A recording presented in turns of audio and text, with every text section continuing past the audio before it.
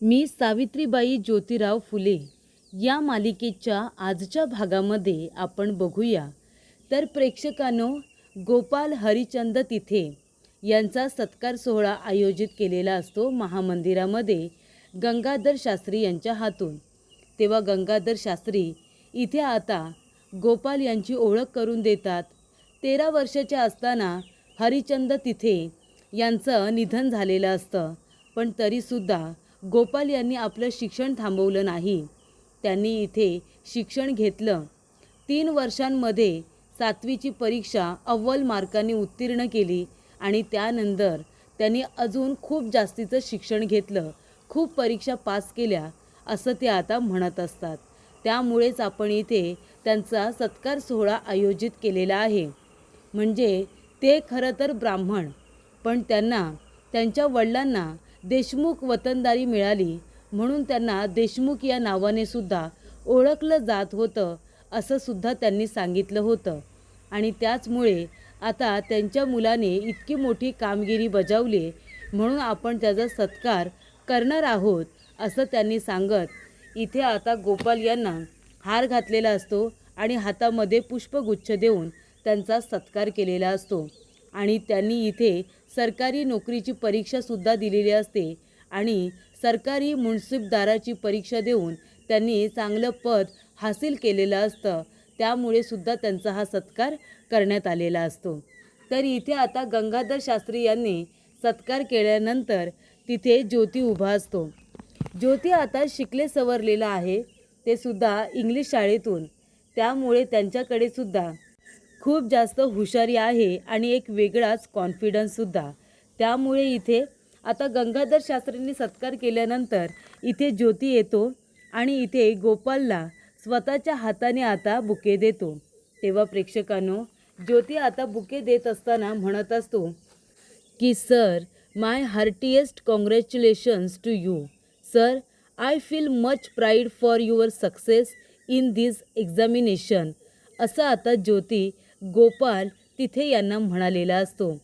तेव्हा इथे गोपालसुद्धा स्माईल करून ज्योतीच्या हाताने तो बुके घेतात आणि ज्योतीला म्हणत असतात की Jyoti, I am very much obliged to you. तेव्हा प्रेक्षकांनो, दोघेजण इंग्लिशमध्ये एकमेकांबरोबर संभाषण करत असतात। त्यावेळेला ज्या वेळेला आपल्यासारख्या लोकांना शिक्षण घ्यायचंच नाही, नाहीतर शास्त्राचा अपमान होतो असं सांगितलं जात होतं। आणि तेव्हा प्रेक्षकांनो, इथे आता दिलेला बुके हा असतो म्हणजे लिलीच्या फुलांचा। तेव्हा गोपाल म्हणत असतो की ज्योती, आज इथे जी सजावट केली आहेस ना, ती खूपच जास्त छान केली आहेस, तू केली आहेस ना, मला खूप जास्त आवडली। आणि हा बुके तर बघ, ही कुठली फुलं आहेत, मी तर पहिल्यांदाच बघतोय।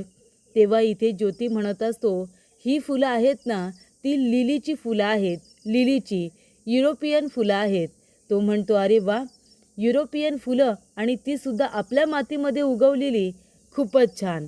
तेव्हा इथे आजूबाजूचे ब्राह्मण गंगाधर शास्त्री यांना भडकवतात की म्हणतात, बघा बघा, म्हणजे इथे सत्कार सोहळा आयोजित केला तुम्ही आणि इथे परदेशातली फुलं दिले जात आहेत आणि हा सुद्धा गोंद्याचा ज्योती इंग्लिशमध्ये संभाषण करतोय, इंग्लिशमध्ये बोलतोय, शास्त्राचा अपमान करतोय, त्याचं काहीच नाही। असा जर शिकत राहिला तर आपल्या वरचढ व्हायला बघेल ना, आपल्या डोक्यावरती मिऱ्या वाटेल। तेव्हा प्रेक्षकांनो, गंगाधर शास्त्री यांना आता दुसरं काही बोलायला मिळत नाही। ते म्हणत असतात, काय, ही कुठली फुलं आहेत, लिलीची फुलं, तीसुद्धा युरोपियन, म्हणजे आमच्या या कार्यक्रमामध्ये तू बाट लावायला आलास का? अरे इथे देवाधर्माच्या कार्यक्रमामध्ये तू त्या युरोपियन लोकांची फुलं आणून दिलीस? तेव्हा प्रेक्षकांनो, ज्योती म्हणतो, अहो फुलांनी कसा काय बाट लागणार, त्यांना काही कुठला जात धर्म नसतो, फुलं ही फुलं असतात ना, ती फक्त सुगंध देतात आणि इथे वातावरण छान ठेवतात, मग त्याच्यामध्ये फुलांनी तुम्हाला कसा काय बाट लागेल? तेव्हा इथे फुलांनी बाट लागेल, मग शिक्षणाचं काय, ते सुद्धा परदेशातून आलेलं शिक्षण आहे ना, मग त्याचा तुम्हाला बाट लागत नाही आणि फुलांचा बाट लागतो। तेव्हा इथे गंगाधर शास्त्री म्हणतात, बघा बघा, मला जातोय शहाणपणा शिकवायला। अरे ही फुलं जी तू आता घेऊन आलास ती युरोपातून आलेली आहे असं म्हणालास ना, शिक्षणाचं आणि फुलांचं वेगळं असतं. देवाधर्माच्या मंदिरामध्ये तू युरोपियन फुलं घेऊन येतोस आणि माझ्याबरोबर वादसुद्धा करतोस. तेव्हा इथे आता लगेच काका धावत पळत येतात, गोविंद काका. ते म्हणत असतात, हे बघा गंगाधर शास्त्री, अहो माफ करा माझ्या लेकाला, चुकलं त्याचं, पहिली चूक आहे त्याची, पोटात घ्या. तेव्हा इथे आता गोविंद काका म्हणतात, ज्योत्या चल, इथे आपलं काही काम नाही, तू आता घरला चल. तेव्हा प्रेक्षकांनो, इथे आता गंगाधर शास्त्री म्हणत असतात की हे गोंद्या, तू गप्प बस, तू खूप बोलतोयस ना रे, तुला खूप कळतं आमच्यापेक्षा. आता शिक्षण घेतोयस म्हणून तू पुढे जाऊन शास्त्राचा अभ्यास आम्हाला शिकवशील नाही का? मी तुला आत्ताच्या आत्ता एक चॅलेंज करतो, बघू दे तू ते चॅलेंज आता स्वीकारतोस का? इतकं बोलतोयस ना तू, तर 7वीची परीक्षा उत्तीर्ण मार्कांनी तू आता पास होऊन दाखव. उत्तीर्ण गुणांनी म्हणजे अव्वल गुणांनी तू पास होऊन दाखवायचं, तर मानेन मी तुला, कळलं का? तेव्हा तो म्हणत असतो, हां मग काय झालं, मी सुद्धा पास होऊ शकतो. तेव्हा तो म्हणतो, ठीक आहे, आणि जर तू पास होऊन नाही दाखवलंस ना अव्वल गुणांनी, तर मग तुला माझ्या इथे पाणी भरावं लागेल, आणि ते सुद्धा लांबून पाणी आणावं लागेल, आणि ते सुद्धा वर्षभर माझे त्याच पाण्याने पाय धुवावे लागतील. आता बोल, आता आहे तुला मंजूर? सांग ना, आहे का मंजूर? तेव्हा इथे गोविंद काका म्हणतात की हे बघा शास्त्री, माझ्या लेकराचं काही मनावरती घेऊ नका. चल आताच्या आता ज्योत्या घरी चल, तुझं इथं काही काम नाही, आपलं काम झालंय, आपण जाऊया चल. तेव्हा गोविंद काका ज्योत्याला हात पकडून घेऊन जात असतात. तेव्हा गंगाधर शास्त्री म्हणतात की बघा बघा, 7वीचा विषय काढला आणि त्याचबरोबर इथे अव्वल गुणांनी पास व्हायचं असं सांगितलं, तर कसा पळपुट्यावानी पळ काढतोय ते बघा. तेव्हा इथे आता ज्योतीला सगळेजण हसायला लागतात. तेव्हा इथे गंगाधर शास्त्री म्हणत असतात की तू काही करू शकणार नाही आहेस रे, कारण का इथे अव्वल गुणांनी पास होण्यासाठी आहे ना, जन्मताच माणसाने तेवढं श्रेष्ठ असावं लागतं, ते रक्त अंगामध्ये असावं लागतं, उच्च जातीचं, जे तुझ्यामध्ये नाही आहे. अरे माळ्याचा पोरगा आहेस तू, फुलं वेचायची आणि ती विकायची. अरे काय लायकी काय आहे तुमची रे, तुमची लायकी काय आहे? लायकीच्या वरती जाण्याचा प्रयत्न करायचा नाही, ब्राह्मणांची बरोबरी करतोस. अरे ब्राह्मणांची बरोबरी करायला तेवढी तुझी लायकी तरी आहे का? लायकी वगैरे काढल्यानंतर, पात्रता काढल्यानंतर ज्योतीला राग येतो.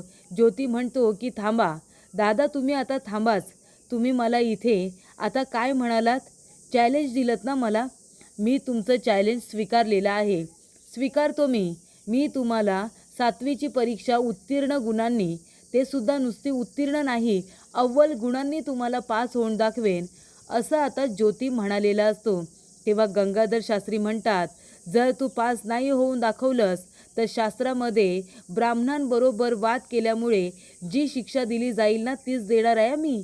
तुला इथे कोंडीतून पाणी आणावं लागेल, ते सुद्धा वर्षभर, आणि त्याच पाण्याने माझे पाय धुवावे लागतील, हे सुद्धा मान्य कर. आहे का मान्य? अरे बोल ना, आहे का मान्य? ज्योती म्हणतो, मान्य आहे, मी स्वीकारतो, तुम्ही जी काही मला चेतावणी दिली ना, ती मी स्वीकारलेली आहे. आणि अशा रीतीने प्रेक्षकांनो, ज्योतीने हे चॅलेंज आता स्वीकारलेलं असतं, कारण गंगाधर शास्त्री त्याची लायकी काढतात. तुम्ही माळी आहात म्हणून हिणवतात. जाती धर्म ब्राह्मणांनीच तर ह्या सगळ्या घालून दिलेल्या आहेत. माणूस हा माणसासारखा आहे, पण तरीसुद्धा इथे आम्ही कसे ब्राह्मण, आम्ही कसे उच्च जातीचे, आणि आमचा अपमान केला तर तुम्हाला शिक्षा मिळणार. अरे तुम्ही आहात कोण? साधी माणसं तर आहात ना तुम्ही, आणि तरीसुद्धा स्वतःला तुम्हीच का उच्च समजताय? दुसऱ्या लोकांनी तुम्हाला उच्च समजलं पाहिजे, असं तुमचं कार्य असायला हवं होतं, असं तुमचं कर्म असायला हवं होतं.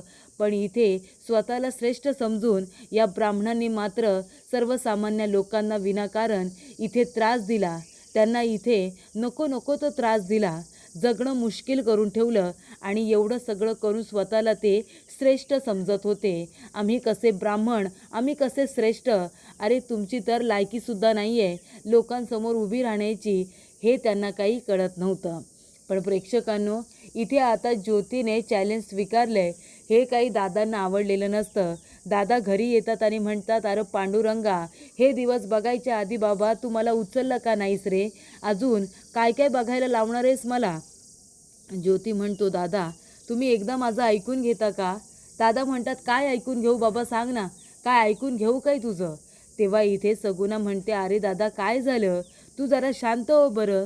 तेव्हा दादा म्हणतात, अगं सगुणा, या तुझ्या लाडक्याने काय केलं माहिती आहे का? अगं मंदिरामध्ये गंगाधर शास्त्रींबरोबर तो आता इथे पैज लावून आलाय. अरे 7वी परीक्षा उत्तीर्ण होऊन दाखवणार, ते सुद्धा अव्वल गुणांनी. आणि जर ज्योतीने ते नाही केलं तर गंगाधर शास्त्री त्याला शिक्षा देणार आहेत. शास्त्राप्रमाणे लिहिल्याप्रमाणे त्याला वर्षभर त्यांच्या इथे पाणी भरावं लागेल.